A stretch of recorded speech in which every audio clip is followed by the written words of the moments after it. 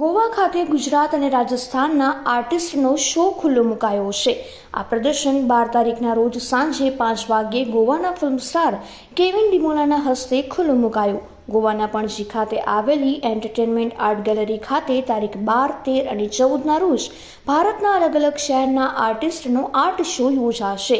ભાવનગર, સિંહોર, રાજકોટ, જામનગર, અમદાવાદ, વાપી, જૂનાગઢ, લાલપુર, અજમેરના કલાકારો ભાગ લેશે. આ પ્રદર્શનનું આયોજન AAA અજય ચૌહાણ, અશોક પટેલ અને અજય જાડેજા દ્વારા કરવામાં આવ્યું છે. હું છું અજય જાડેજા.